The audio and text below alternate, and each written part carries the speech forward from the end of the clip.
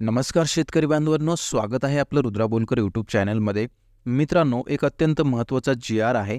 G.R.. अतिवृष्टीचे जे पैसे आहेत मित्रांनो, अतिवृष्टी जी झालेली होती जून ते ऑक्टोबर 2023 या कालावधीत, तर याच कालावधीत मित्रांनो अतिवृष्टीमुळे, पुरामुळे शेती पिकांचं व शेतजमिनींचं नुकसान झालेलं होतं. त्यांच्यासाठी ही मदत आलेली. तर ही मदत कोणकोणत्या जिल्ह्यांसाठी आहे ते आपण या ठिकाणी बघणार आहोत आणि किती मदत आहे ते सुद्धा आपल्याला बघायचं आहे. ठीक आहे.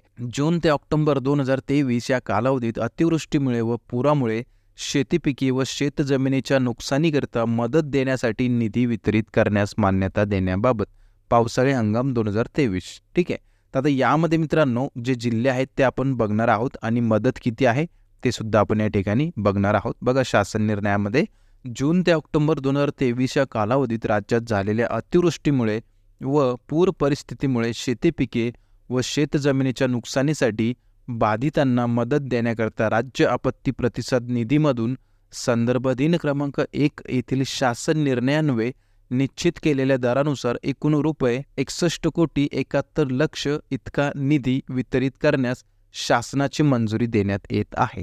तर मित्रांनो, या ठिकाणी तुमच्या लक्षात आलं असेल की 61,71,00,000 म्हणजे जवळपास 62 कोटी या ठिकाणी वितरित होणार आहे. तर आता वितरित होणारे जिल्हे या ठिकाणी तुम्ही बघू शकता कोणकोणते आहेत. पहिला जो जिल्हा आहे मित्रांनो नाशिक आहे. नाशिक नंतर धुळे, जळगाव, नगर. आता यामध्ये तुम्हाला दिसत असेल की बाधित क्षेत्र आहे आणि बाधित शेतकरी संख्या आहे आणि एकूण निधी आहे मित्रांनो. तर या ठिकाणी बाधित शेतकरी किती आहेत ते दिलेले आहेत आणि या ठिकाणी बाधित क्षेत्र हेक्टरमध्ये दिलेले आहेत आणि एकूण जो निधी दिलेला आहे तो लाखामध्ये दिलेला आहे. त्यानंतर बघा धुळे आहे. धुळ्यामध्ये जवळपास 745 हेक्टर क्षेत्र बाधित आहे आणि 967 शेतकरी या ठिकाणी पात्र आहेत. तर आता यांच्यासाठी जो निधी आहे 104 लाख म्हणजे 1,04,00,000 असा निधी यांच्यासाठी आहे. पुढे बघा जळगाव आहे. त्यानंतर नगर आहे. निधी बाधित शेतकरी आणि हेक्टर दिलेले तुम्ही बघू शकता.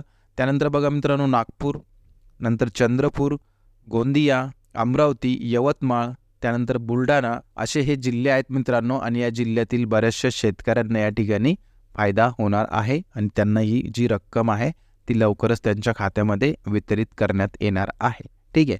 तर अशा पद्धतीने हे जे जिल्हे आहेत या जिल्ह्यांसाठी हा निधी मंजूर झालेला आहे मित्रांनो. ठीक. तुम्हाला जर हा पूर्ण जी.आर. वाचायचा असेल मित्रांनो तर हा जी.आर. जो आहे www.maharashtra.government.in या संकेतस्थळावरती उपलब्ध आहे, ज्याची लिंक मी डिस्क्रिप्शन बॉक्समध्ये दिलेली आहे. त्या ठिकाणून तुम्ही डायरेक्टली हा जी.आर. डाउनलोड करून वाचू शकता. ठीक आहे. तर अशा पद्धतीने ही माहिती होती मित्रांनो शेतजमिनी आणि शेतपिकांच्या नुकसानी संदर्भात निधी प्राप्त झालेला आहे. तर तुम्हाला जर हा व्हिडिओ आवडला असेल तर कृपया लाईक करा, शेअर करा, सबस्क्राईब करा आणि बेल आयकॉन दाबायला विसरू नका, जेणेकरून असेच माहितीचे व्हिडिओ सर्वप्रथम तुम्हाला बघता येईल.